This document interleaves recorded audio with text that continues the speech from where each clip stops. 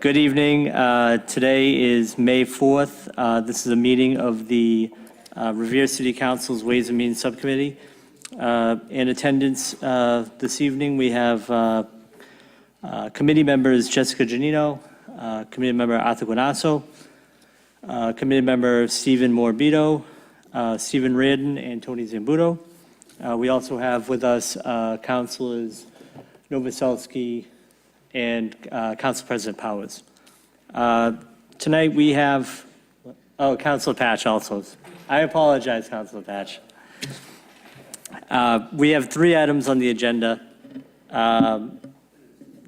and I'm going to keep one of them in committee because unfortunately our Director of Finance, George Izzoni, is on vacation and he is not able to attend tonight, but we'll keep item number 14-227, which is a motion regarding an update on the fiscal year 15, fiscal 16 and 17 budget. So that will be in committee, and we'll have a meeting probably in the next couple weeks. We also have item number 15-076. It's a communication from the mayor relative to a transfer request in the amount of $6,910 for a FEMA appeal. I don't know if any councilors have anything to say on this issue. Councilor Zambuto. I think this is important. We certainly need to move this forward. So where it's a minimal amount of money, I think I'd like to see it go tonight. Thank you. Thank you, Councilor Zambuto. And I believe that this is just for the edification of anybody who may be watching at home. This is an appropriation for an appeal to the federal government on their changing of the flood map. And obviously, being a coastal community, we will be impacted by any changes in the flood map. And this is a minimal amount of money, and it is going to a good reason. So I have no issues with that. Councilor Powers, Council President Powers. Thank you, Mr. Chairman. I agree. I think that's very important. That it impacts an awful lot of people in the city, particularly in the area that I represent. And I think that any way we can get that flood map changed, I think it's so important to the residents down there. And not just in Ward 5, but I think in other sections of the city too. So I would ask that we vote on this evening, Mr. Chairman. Thank you. Thank you, Councilor Powers. Council President Powers. Councilor Novoselsky. Thank you, Mr. Chairman. Mr. Chairman, some people may think that $6,900 may be a little, and some may think it's a lot, depending on who you are. But I know the flood zone maps that were put together about a year and a half ago by the FEMA really put a strain on many people who aren't even near a flood zone. And the lines that were drawn were totally, were based on California coastline formula, as you want to call it. And I know we have to thank Congresswoman Clark and our federal delegation for their work in delaying this for at least 2 years, and told FEMA to go back to the drawing board and redo the maps again. And this is an appeal that may have to be used down the road, if it goes through again to the federal government. So I would also encourage this to be voted on tonight, and we should be part of that package. Thank you. Thank you, Councilor Novoselsky. Mr. Chairman, if I can just give you a point of information. I know you know that this is more or less a class action thing, that we're joining a conglomerate, and that's why $6,900 is a very small amount of money, because there's so many people in this class action, and that's why it's such a small amount of money.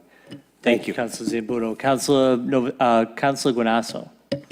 Thank you, Mr. Chairman. The obvious is a couple of weeks ago I tried to vote on it before going to this committee based on the fact that I saw such an important effort behind it. I think that certainly people will be aware once this final the final report comes out from FEMA as to how they do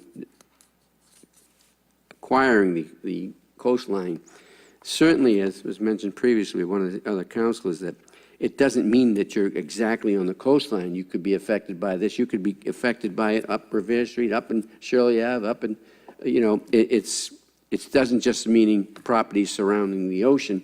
And once this hits, it's going to be very costly to all our residents who are in our community. So we have to be very careful and offer any kind of support that we can to prevent this from happening to our community. So I think that this is money well spent. Thank you, Mr. Chairman. Thank you, Councilor Guanasso. Councilor Morabito. Thank you, Mr. Chairman. I also think this is a small amount that I will be voting in favor for. I'm glad to see we're part of this class action suit. This has some of the zoning that is going to go into effect leave homeowners mind-boggled, and just some of it just isn't reasonable in their minds, and they can't make sense of it because, as Councilor Guanasso said, you don't even, your property might not be located within the vicinity of a water, but you're still zoned for flooding. So I think in the long run, for a small amount of money, this will serve the taxpayers if everything works out.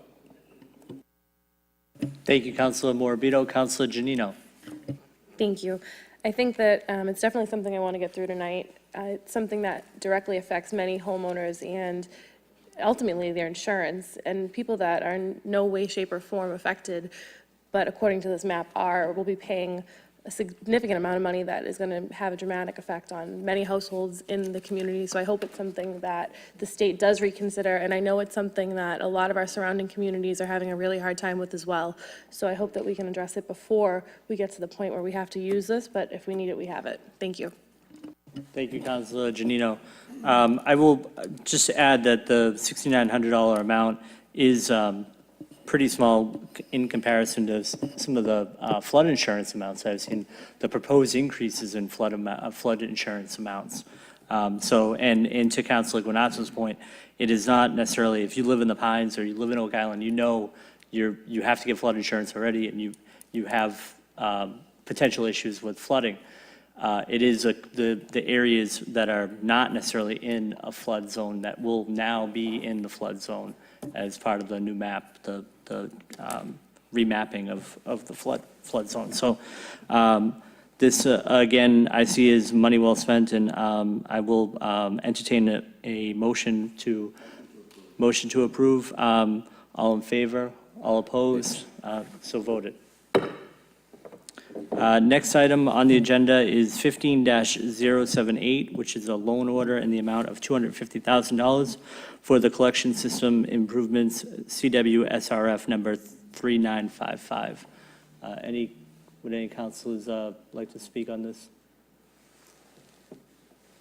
No councilors. And just a reminder for folks, this was an amount coming out of our Water and Sewer Enterprise Fund that would look into the planning of grease and other regular maintenance of our water and sewer lines. So this is, again, part of the federal decree, and the amount of money for this project is for the planning purposes of some of the work that will have to be done over the next several years. So with that, Councilor Morabito, did you have a question? I do. This was also part of the public education, right?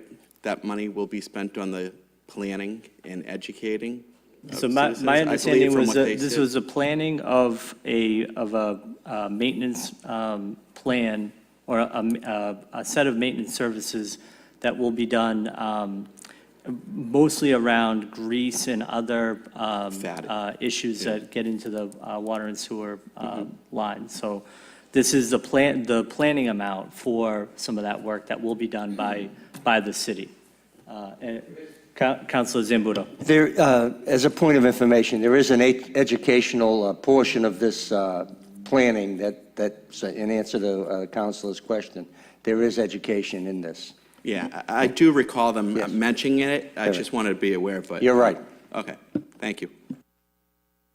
Councilor Guanasso. I happened to be watching a program on TV very recently, and whereas they were showing the importance of getting the grease out of the system, going, when primarily they come from restaurants. That's the biggest violators of this process. And certainly we know we have a lot of restaurants in our community. And I remember and recall very clearly that many years back, the old site on Revere Street was always having problems there based on the fact that they were discharging into the system, and Atwood Street would back up, and there would be sewerage backing up in Atwood Street. And lo and behold, we looked into the system and found it loaded with grease. So couple this over all of the rest of them, imagine what's happening. So without the proper inspections, initially at the restaurants, everything's for naught. So this is a very important process, and the educational process of it is needed and required. So I think that this is a step in the right direction. Thank you, Mr. Chairman. Thank you, Councilor Guanasso. Councilor Novoselsky. Thank you, Mr. Chairman. Mr. Chairman, just a point of information again. People have to realize that we may be doing a borrowing of $250,000, but a lot of this is only at a 2% loan rate, and it has a potential principal forgiveness that we won't even have to pay it back. So, and we have other monies coming in that could cover this. So we're doing it as a proactive thing, even though it's sort of a requirement by the decree. But a lot of this we could get back and not have to use eventually. So, but we're just covering all our bases at a maximum. Thank you. Thank you, Councilor Novoselsky. At this time, the chair will entertain a motion to approve. All in favor, all opposed? So ordered. And that does it for our Ways and Means meeting. Thank you all.